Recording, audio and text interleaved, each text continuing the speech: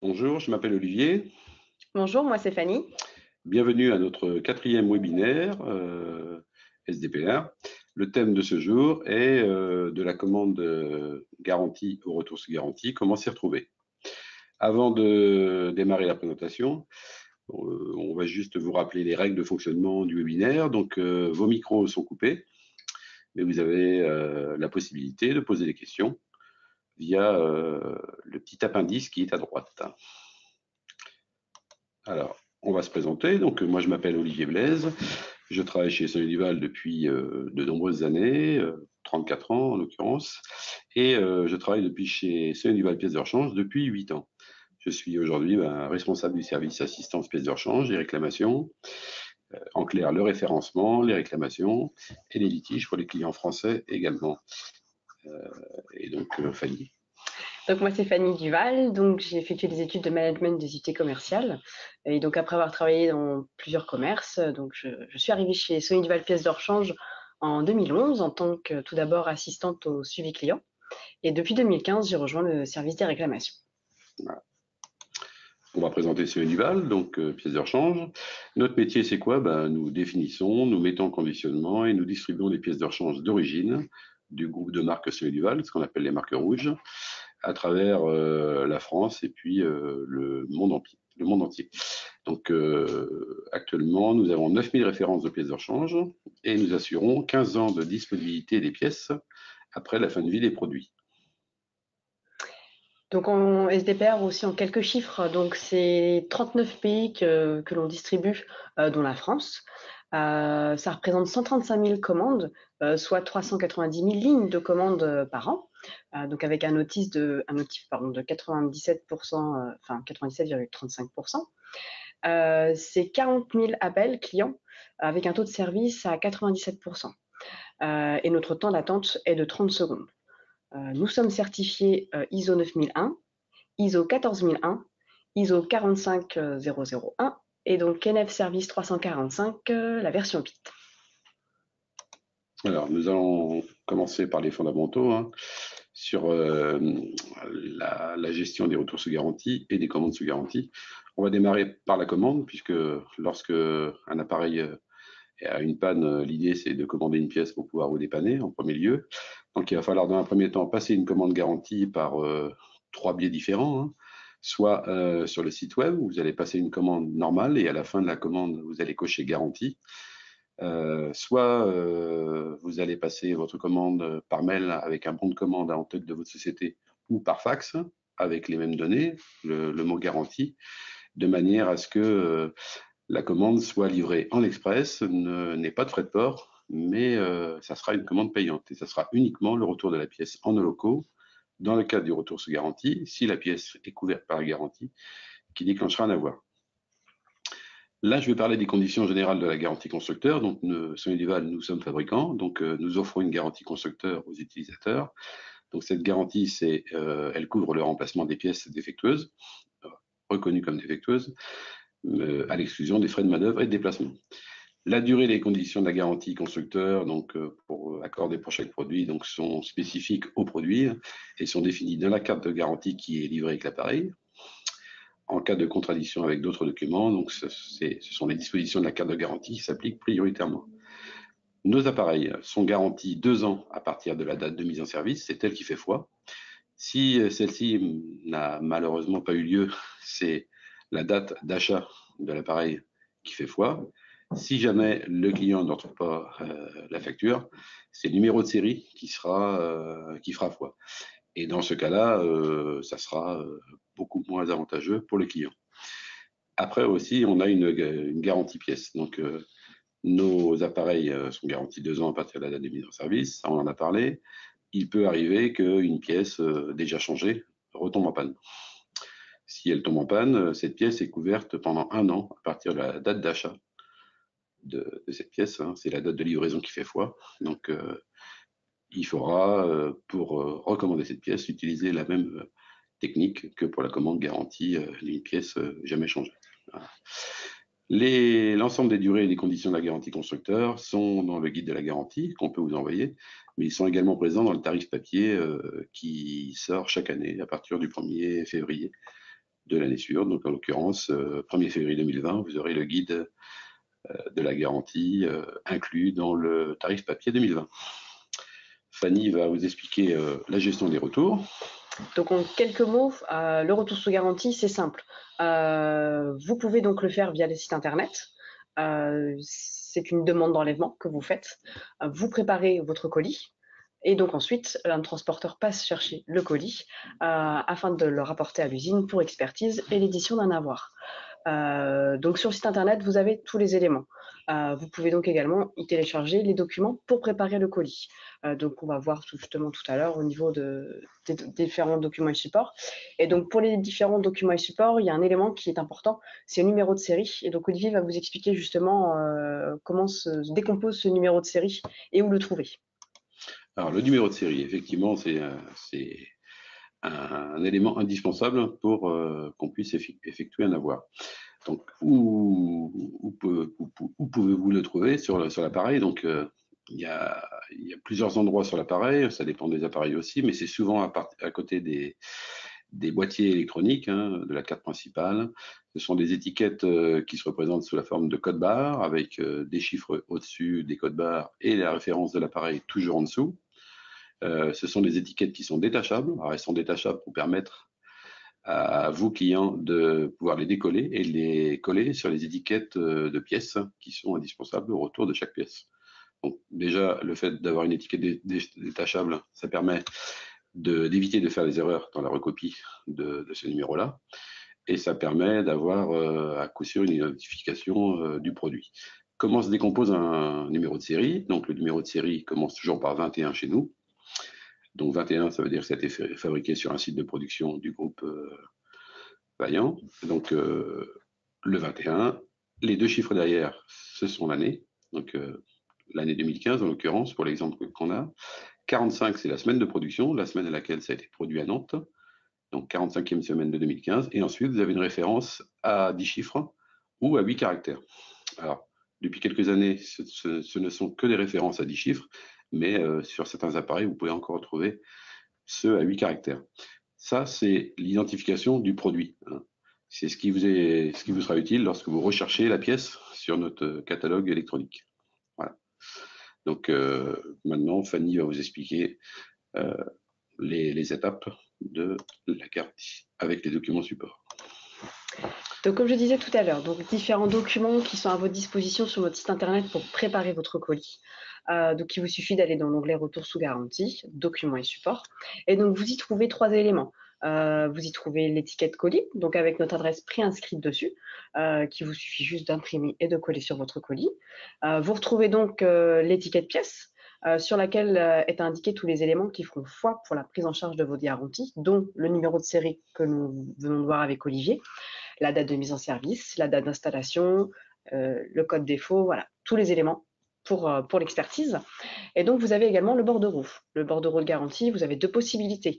Soit vous l'imprimez vierge et vous le remplissez manuellement, soit ce bordereau, il vous sera proposé en format PDF à la fin de votre demande d'enlèvement. Quand vous l'aurez validé, vous pourrez retourner sur le suivi et l'imprimer. Et donc, ça vous permettra de l'avoir directement informatisé.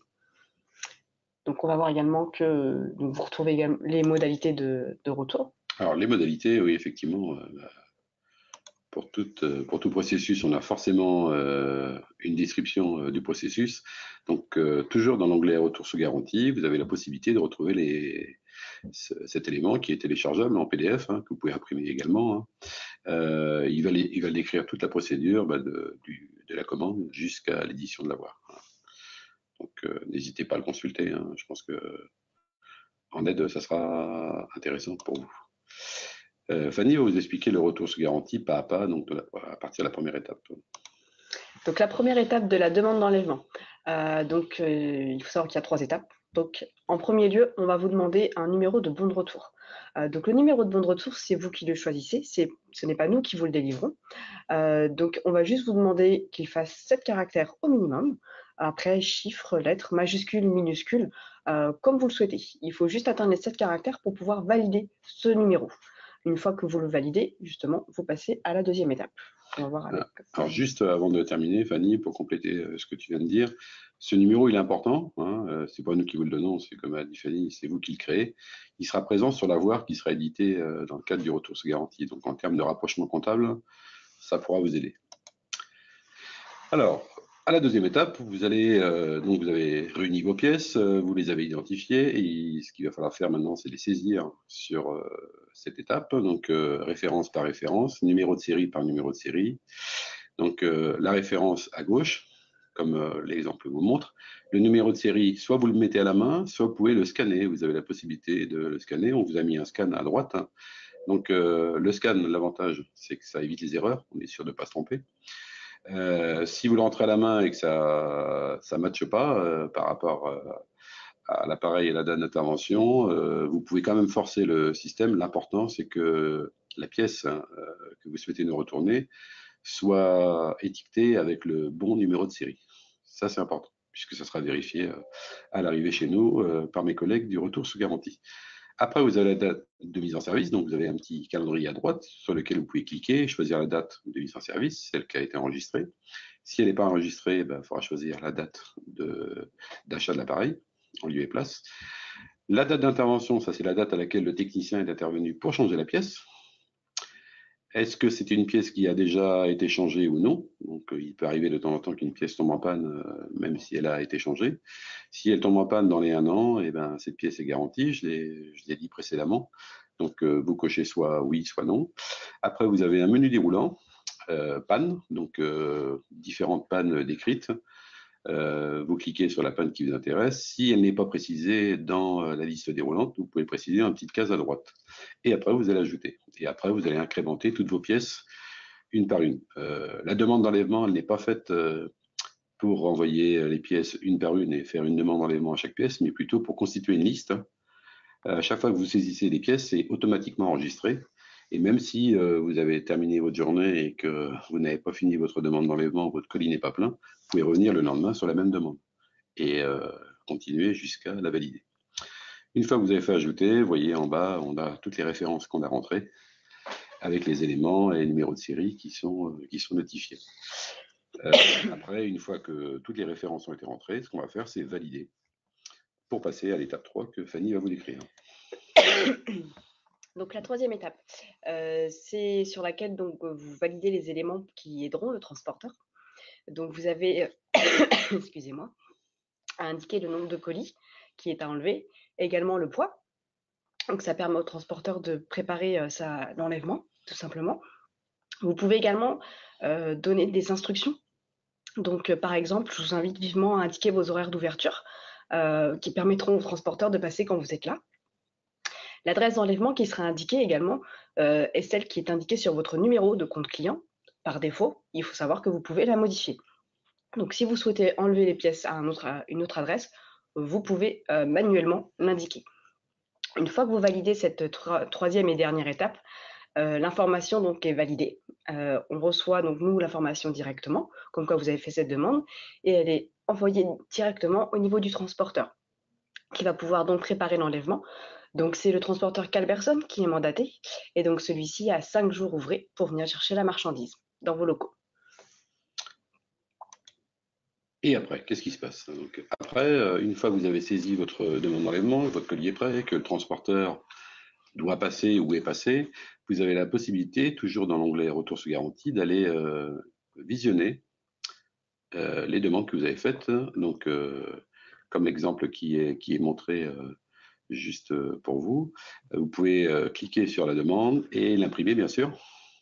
Regardez où ça en est, voilà. Donc c'est très utile pour savoir si ça avance. Si jamais vous vous rendez compte que au bout de 5 jours ouvrés, le transporteur n'est pas passé, n'hésitez pas à nous contacter. On relancera un ramassage, ça arrive de temps en temps. Donc le mieux, c'est de nous prévenir plutôt que de laisser un colis traîner sur vos étals. Donc une fois qu'on a fait le suivi des demandes, le client s'aperçoit que la pièce, le transporteur est passé, que la pièce est bien arrivée chez nous, et donc nos collègues du retour sous garantie vont réceptionner la pièce. Qu'est-ce qu'ils vont faire après? Donc après l'expertise des pièces physiquement, mes collègues du retour sous garantie donc valident un avoir. Donc l'avoir dans un premier temps, donc vous retrouverez à chaque ligne chaque pièce retournée. Et à savoir si donc au bout de la ligne vous aurez un montant, le montant qui vous sera remboursé. Vous pouvez avoir des lignes qui sont à zéro. Vous aurez l'explication juste en dessous, à savoir si peut-être que l'information n'est pas complète, qu'il manque peut-être des éléments ou que c'est erroné. Il faut savoir que ce n'est pas définitif. Si toutefois vous souhaitez revenir vers nous pour nous donner plus d'éléments, pour valider cette expertise avec un montant favorable, vous pouvez donc revenir vers nous soit en contactant mes collègues du retour sous garantie par téléphone au 09 70 82 12 00, soit en nous envoyant les éléments par mail. Donc par mail, vous pouvez le faire sur l'adresse qui est RSG, comme retour sous garantie en minuscule, @vaillant, VAI2LANT, le tiret la touche 6, groupe sans E, GROUP, et .com. Donc pour précision également, l'avoir qui vous est envoyé n'est pas relié à une facture de base, n'est pas relié à votre commande de garantie, par exemple. Il faut savoir que l'avoir de garantie correspond à un montant, à la valeur de la pièce en fait. Donc c'est important de le savoir. Il ne sera jamais relié à une facture de base. Voilà. Je pense que nous avons terminé, Fanny. On va passer aux questions. Est-ce que vous avez des questions? Alors, je suis en train de vérifier. Oui, on a une question. Donc, que faire quand l'utilisateur a perdu sa carte de garantie? Fanny, peux-tu répondre? Donc la carte de garantie. Lorsque vous faites la mise en service d'un appareil, vous enregistrez cette carte de garantie. Quand cette carte de garantie du coup est enregistrée, vous pouvez, si besoin, si en effet vous l'avez perdue, revenir vers le service qui s'appelle tout simplement carte de garantie pour avoir un duplicata. Pour les joindre, il faut juste faire un email donc à l'adresse carte garantie, tout en un seul mot en minuscule, @vaillant, donc VAI2LANT, le tiret de la touche 6, groupe sans E, et .com. Et donc, mes collègues du service carte de garantie reviendront vers vous avec les éléments.